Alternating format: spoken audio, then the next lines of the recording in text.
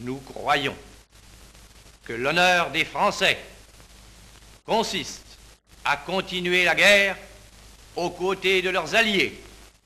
Alors que la France du maréchal Pétain négocie une amnistie avec les Allemands, le général de Gaulle lance en juin 1940 une série d'appels à la résistance comme celui-ci.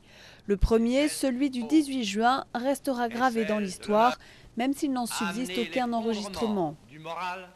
Si la grande majorité des résistants français est coincée dans l'Hexagone, certains parviennent toutefois à traverser la Manche pour rejoindre les forces françaises libres. Sur place, ils sont accueillis en héros. Les Anglais se battaient pour les recevoir. Ils ont été reçus dans les familles anglaises. On leur donnait le lit du fils qui était parti à la guerre.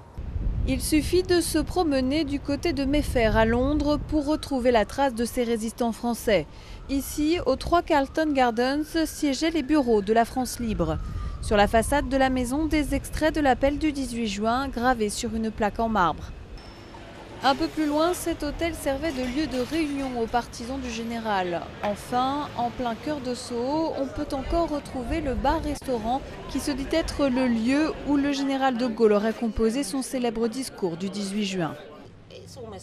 On est presque sûr qu'il l'a écrit ici. Gaston Berlemont était le seul propriétaire français d'un bar-restaurant dans le pays. Ils sont forcément venus ici.